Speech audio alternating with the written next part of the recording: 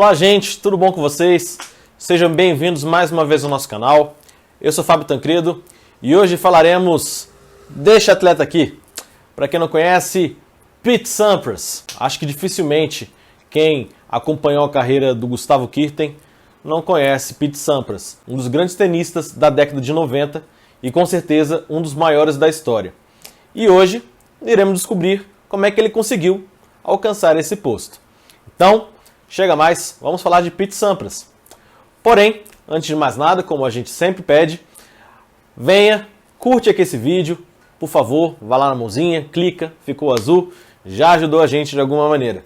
Se puder também comentar aqui, dizendo o que você está achando do vídeo, o que você está achando do canal, mas principalmente, quem você quer ver aqui no canal. Conta como interação e YouTube divulga esse vídeo, os nossos projetos para outras pessoas. E se não se inscreveu, se inscreva. Vai no retângulozinho vermelho, clica nele, e é isso aí. Também não se esqueça de acionar o sininho, beleza? Então, pedidos feitos, vamos chegando mais, vamos ouvir e conhecer a história desse grande tenista Pete Sampras. Chega mais, vamos nessa!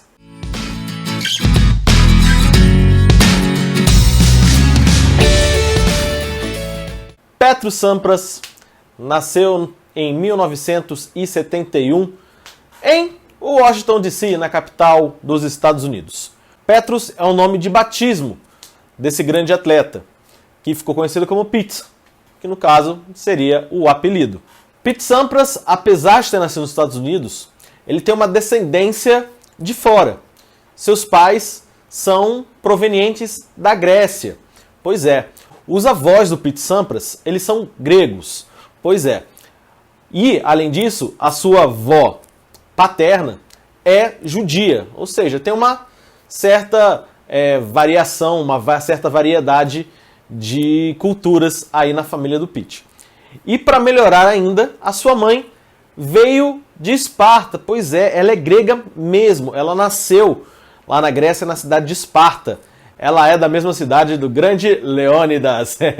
E aí, vindo para os Estados Unidos, a mãe de Pete Sampras conheceu o pai dele. Se casaram e tiveram o pequeno Pete. Na realidade, tiveram outros 2 filhos. O Pete é o terceiro filho da família. E lá nos Estados Unidos, eles ficaram durante um tempo lá em Washington, onde tinha uma vida tranquila. Eles eram religiosos, bem religiosos, da igreja ortodoxa, e eram bem praticantes da religião. E a história do Pete Sampras começou a desenvolver com tênis já desde muito cedo. Ele, com apenas 3 anos de idade, brincando pela casa, correndo para cima e para baixo, chegou no porão e dentro de uma caixa havia uma raquete de tênis, além de uma bolinha. E aí o que ele fez? Começou a brincar com os dois, batendo bola com a parede. Quem nunca fez isso, não é? E assim, ele começou a dar suas primeiras raquetadas no tênis. E assim ele descobriu o esporte e começou a se apaixonar. Porém, a infância do Pete Sampras não se conteve apenas em Washington. Logo, aos 7 anos de idade, em 1978, ele se mudou para a cidade lá no outro lado dos Estados Unidos, chamado Palos Verdes. E essa cidade, ali na Califórnia, ele desenvolveu a sua vida, né? E também o seu tênis. Ele lá, com 7 anos de idade, já apaixonado pelo esporte, começou a criar os seus ídolos. Entre eles, entre seus grandes ídolos, está Rod Laver, que ele queria muito conhecer. E isso foi possível aos 11 anos de idade. E nessa conversa que eles tiveram, Rod foi muito importante para que o Pete Sampras mantivesse o sonho de ser um grande tenista. Com o apoio do seu ídolo, ele conversando com os pais, e os pais também já muito engajados para que o sonho do filho fosse realidade, entraram num clube de tênis chamado Jack Kramer Club. E lá onde as coisas realmente começaram a andar para Pete Sampras. Foi lá até que as aulas de tênis realmente começaram para ele. Ele teve um incentivo maior e todas essas coisas foram melhorando o jogo do Pete. E tudo isso foi muito rápido. Tanto é que ele começou a chamar a atenção de vários treinadores já ali na Califórnia, que também ajudou muito o fato dele estar na Califórnia, porque lá não neva, é um tempo chuvoso, mas ele consegue treinar durante todo o ano, né? Como por exemplo em Washington, onde que neva, ele não conseguiria ter tanta facilidade. E os treinadores começaram a querer que ele fosse profissional, de tão bom que ele estava sendo nesse período. Tanto é que com apenas 16 anos de idade, a vida de Pete Sampras virou e ele já se tornou profissional, mudando até um pouco a trajetória comum dos esportistas dos Estados Unidos, que é ir para a faculdade.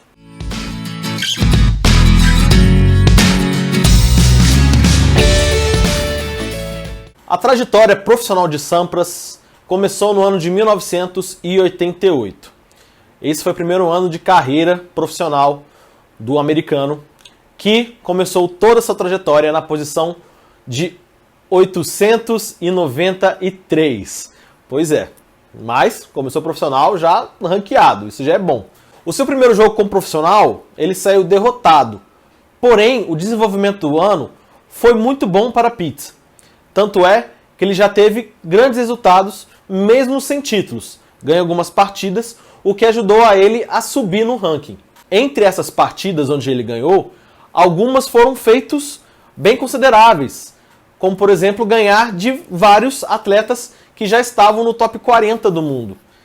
E com isso, no final do ano, ele já figurava entre os 100 melhores do tênis mundial, ficando na posição 97 ao final da temporada. Em 89, as coisas continuaram progredindo. Ele conseguiu até sua primeira vitória num Grand Slam, que são o conjunto dos 4 grandes torneios do mundo: Roland Garros, Australian Open, Wimbledon e US Open.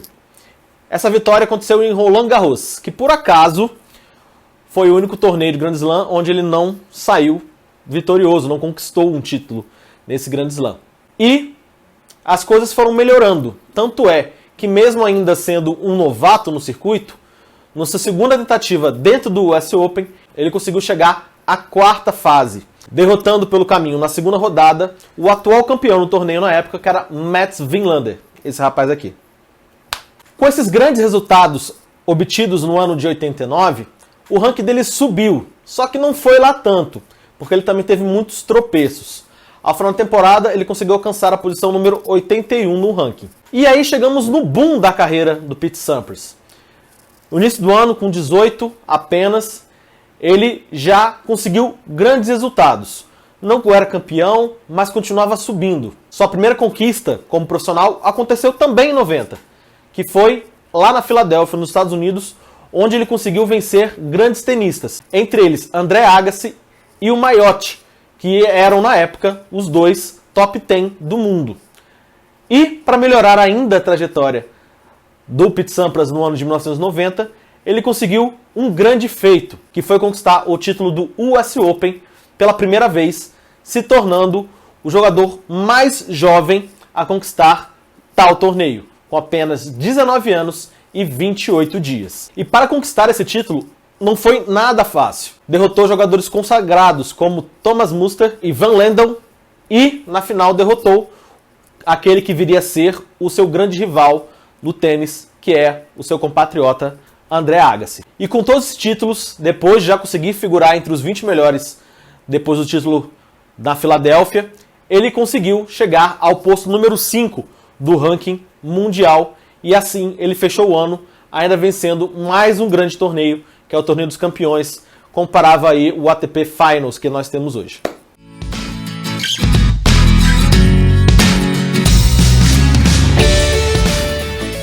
E aí, já meio que consolidado dentro do circuito, e depois um ano maravilhoso que foi em 1990, em 91 ele teve ótimos resultados também. Conquistou seu primeiro Master, né? Que é os campeonatos dos Masters 1000, que são os principais torneios da ATP. Porém, não conseguiu se manter lá ganhando vários títulos. Ganhava alguns, mas nada muito expressivo. Esse ano também ele conseguiu alguns ótimos resultados em Grand Slams. Por exemplo, em Roland Garros, ele conseguiu chegar às 1/4 de final. Em Wimbledon, chegou às semi. E no US Open, conseguiu chegar à final. Porém, Nesse período aí, talvez pela idade, a pouca maturidade, ele sentiu que faltava alguma coisa para alcançar o seu próximo objetivo, que não era ganhar a Grand Slam, mas sim chegar ao topo do ranking mundial. Isso tudo no ano de 1992. No ano seguinte, em 93, ele alcançou seu objetivo. Sim, ele conseguiu chegar ao topo do ranking mundial. Porém, ele era visto ainda com alguma desconfiança, porque ele conseguiu esse feito sem conquistar grandes títulos. Ele ia bem nos campeonatos, mas não ganhava. Chegava às quartas, semifinal, mas nunca ganhava. Principalmente nos grandes slams. E isso incomodava muito o Pete Sampras. Tanto é que na primeira oportunidade que ele teve, depois de se consagrar no número 1 do mundo, foi em Wimbledon, onde ele conseguiu uma grande campanha. Em Wimbledon, pela campanha maravilhosa, ele chegou à final contra o Courier e ganhou seu primeiro título de Wimbledon, onde ele seria o rei na década de 90. Também naquele ano, ele conseguiu seu segundo título no US Open e consagrou-se, assim, realmente o tenista, né? O melhor tenista. E assim, ele concluiu o ano de 1993 no topo do ranking mundial. Em 94, aproveitando ainda o embalo, ele conseguiu seu primeiro título no Australian Open, que é o primeiro Grand Slam do ano, vencendo o seu compatriota Todd Martin na final. Um pouco mais pra frente, novamente em Wimbledon, ele conseguiu o bicampeonato, vencendo na final o russo Ivan Nisevich, de maneira bem tranquila, e assim já conseguindo seu segundo título no gramado sagrado inglês. Já consolidado como número 1 do mundo, se manteve nos próximos anos nessa posição. Em 95, por exemplo, uma grande rivalidade que eu já falei, que tinha começado lá atrás, com o André Agassi, ficou mais forte nesse período. Sampras venceu do Agassi no Master de Indian Wells e também no US Open. No US Open, por acaso, foi a final do torneio, onde Pete Sampras conseguiu também mais um título de Grand Slam. Além disso, Pete Sampras conseguiu um outro feito, que foi o tricampeonato em Wimbledon. Feito esse alcançado por muito poucos. A final de Wimbledon daquele ano, por acaso, foi com um dos grandes tenistas que já pisaram nas quadras do mundo inteiro, que é o alemão Boris Becker. Em 1996, as coisas continuaram boas para Pete Sampras, porém, os torneios principais foram menos badalados. Pois é, ele só conquistou um, que foi o US Open, em cima do compatriota Michael Chang. Também ficou marcado a sua melhor campanha dentro das quadras de saibro da França, onde ele conseguiu alcançar as semifinais. E isso tudo, mesmo sem ganhar grande quantidade de títulos, ele sempre se mantendo lá em número 1 do mundo, porque ele sempre fazia boas campanhas. Em 97 isso também se manteve. Ele já começou o ano conquistando o título da Australian Open, o seu segundo, e, para variar, ele também conseguiu o título em Wimbledon. E isso tudo fez com que ele chegasse ao final do ano novamente como número 1 do mundo, o seu 5º ano consecutivo, vencendo também o ATP Finals, que é o considerado ATP Finals, tinha um outro nome na época. E esse ano ainda ele conseguiu o grande feito, que nos jogos que ele teve contra top 10 do mundo, ele conseguiu nada mais nada menos que 10 vitórias e apenas uma derrota. Em 98 ele conseguiu novamente terminar o ano como número 1 do mundo, conseguindo o feito inédito, que até hoje não foi alcançado, que foi conseguir terminar 6 anos consecutivamente como o número 1 do ranking. Nesse ano ele também conquistou o Wimbledon novamente, que já ficou, não tem necessidade nem de falar, e começou a criar uma certa rivalidade bem pesada com Patrick Rafter, um australiano tenista, esse rapaz aqui, que num jogo de Masters Series estava jogando a final contra Pete Sampras, saiu, dizem, né, que ele saiu, foi fazer um telefonema que não pode, voltou e conseguiu a virada contra Pete Sampras. Deu muito o que falar essa disputa entre os dois. E para variar também, no US Open os dois se encontraram na final de novo e o Rafter também se deu bem em cima do Pete Sampras. Em 99 já foi um ano complicado para Pete Sampras, não pelos resultados dentro da quadra, mas sim pelo problema de saúde, de contusão, para falar a verdade. Ele começou a ter uma contusão séria nas costas que ia ficar com ele até o final de sua carreira. Com isso, ele perdeu a posição de número 1 no mundo para o seu compatriota e grande rival André Agassi. Com isso, pela contusão, ele acabou perdendo vários pontos, até porque ele teve que abdicar grandes torneios, como por exemplo o Australian Open e o US Open, onde ele tinha que defender vários pontos, poder ser o campeão e ter ótimas campanhas. Ao final de tudo isso, apesar das grandes dores nas costas e ter perdido vários torneios, ele ainda conseguiu terminar em terceiro no ranking mundial em 1999.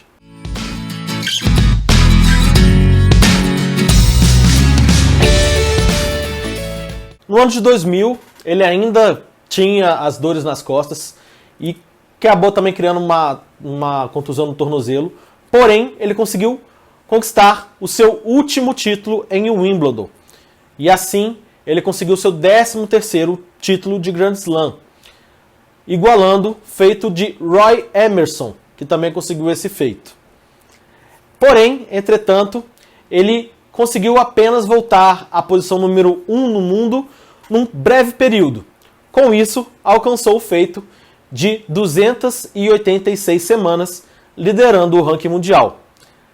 Ele acabou perdendo essa posição para o brasileiro Gustavo Kuerten, que no final daquele ano conseguiu o feito de ser consagrado o melhor tenista da temporada, ficando como número 1 do ranking. Esse recorde de 286 semanas liderando o ranking mundial acabou sendo batido alguns anos depois por Roger Federer, que também para alguns é o maior tenista de todos os tempos, no ano de 2012. Federer, por acaso, que só teve um jogo contra Pete Sampras, que aconteceu no ano de 2001, lá em Wimbledon. Vitória do suíço, e Pete Sampras não jogou mais lá em Wimbledon naquele ano. Ele também conseguiu chegar à final do US Open, porém não conquistou o título. Com isso, ele ficou com o pior ranking dele desde 1989. E a posição que ele terminou no ano de 2001 foi 10º. Pois é, a pior colocação dele no ranking em mais de 10 anos foi um 10º lugar. Pete Sampras. Em 2002, já com os problemas bem graves nas costas e não conseguindo manter o mesmo ritmo, ele não conseguia ir bem nos torneios, perdendo partidas para tenistas que nem estavam no top 50 do mundo, e com isso o ranking dele foi caindo cada vez mais. Porém, entretanto, todavia, já sentindo que estava no final de carreira, ele se ausentou durante um período daquele ano para poder se preparar exclusivamente para o US Open. E foi isso que ele fez. Ficou treinando bastante, botando o condicionamento físico em dia para chegar lá e conquistar o seu 14º título de Grand Slam, onde ele conquistou seu primeiro, conquistou o seu último.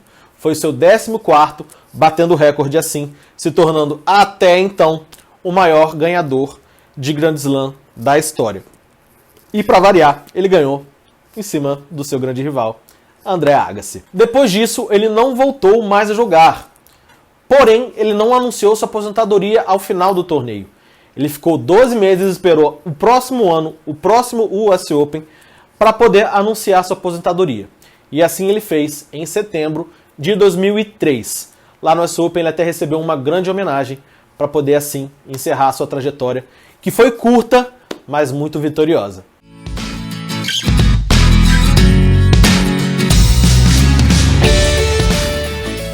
Aqui eu vou passar para vocês, só para exemplificar, os números que o Pete Sampras teve nesse uma década e meia como profissional. Ele conquistou 64 títulos, sendo 14 títulos de Grand Slam, 9 títulos de Masters Series, que são os torneios principais da ATP, e 5 títulos de Masters Cup. E isso tudo rendeu para ele, como já foi falado, 286 semanas como líder do ranking mundial. E hoje ele já não tem o maior número de semanas como líder. Agora hoje ele está atrás do Roger Federer com 310 e o Novak Djokovic com 294 semanas na liderança. E esses são apenas alguns números que mostram a grandeza, a grandiosidade que foi o jogo do Pete Sampras. E ele teve um jogo que a gente não vê mais hoje em dia. A gente via muito lá no passado. Para quem acompanhava tênis lá no início do século, né, do século XX, e até os anos 80 e pouquinho dos anos 90, que foi onde o Pete Sampras jogou, era saque e voleio. Ele sacava e ia para a rede direto. Era um jogo onde os pontos eram mais curtos. E até durante a carreira dele, ele foi muito criticado por conta disso. As pessoas queriam ver pontos mais longos, queria ver um pouquinho mais de emoção. E realmente, se for pensar, o jogo do Sampras não tinha tanta emoção. Para nós brasileiros, para mim especificamente, tinha muita emoção, principalmente quando ele enfrentava o Guga. Nas semifinais, por exemplo, do Masters Cup de 2000, foi um jogo sensacional aquela semifinal que os dois tiveram, o Guga e o Pete Sampras. E eu comemorei muito quando o Guga ganhou aquele jogo, porque era uma coisa até bem que possível imaginar alguém ganhar do Pete Sampras. Eu, na minha infância, quando eu comecei a acompanhar o tênis por conta do Guga, eu via no Pete Sampras um cara inalcançável, porque o jogo que ele tinha, ninguém conseguia bater. Falando sério, claro que conseguia bater, mas na minha mente, todo jogo que eu via do Sampras, ele sobrava em quadra. É como hoje a gente vê a soberania de Novak Djokovic, de Nadal e um pouquinho mais atrás, não muita coisa, do Roger Federer. Infelizmente, Roger Federer já não está lá entre os primeiros. O Pete Sampras tinha isso. 6 anos consecutivos liderando. É para poucos, sabe? E ele teve adversários. André Agassi era um grande jogador. Patrick Rafter, que teve aquelas desavenças com o Pete Sampras, era um grande jogador. Guga, nossa, um grande jogador. Pena que não teve uma carreira mais longa, que ele pudesse competir mais. Então, sem contar outros grandes jogadores. Isso tudo muito jovem. A carreira dele acabou sendo muito curta na minha visão. 16 anos para quem começou com 18 é pouco, né? Acho que a gente poderia ter visto um pouquinho mais do Pete Sampras. Mas infelizmente talvez o jogo dele tenha morrido. Porque hoje a gente já não vê mais essa característica de jogo de saque e voleio. Então, eu acho que a gente tem que agradecer muito quem tiver a oportunidade de ver vídeos do Pete Sampras jogando, você vai ver o quão especial era. O saque muito forte e voleios precisos. É um cara sensacional que merece o nosso aplauso, nossa reverência por tudo que ele fez no mundo do tênis, como realmente um dos maiores. Eu considero o maior? Não, eu realmente acho que o Roger Federer é o maior de todos os tempos. Mas com certeza seu nome está lá, entre os 5 melhores da história do tênis masculino. É isso aí, galera. Obrigado mais uma vez por ter ficado até aqui assistindo esse vídeo. É muito especial saber que vocês estão gostando. É muito legal ter o retorno de vocês. Por isso, não se esqueça de comentar. Fala aqui o que você está achando. É muito importante pra gente. Beleza? Valeu, gente. Muito obrigado. Se não se inscreveu, se inscreva. Aciona o sininho, também é muito importante. Se não curtiu, curta.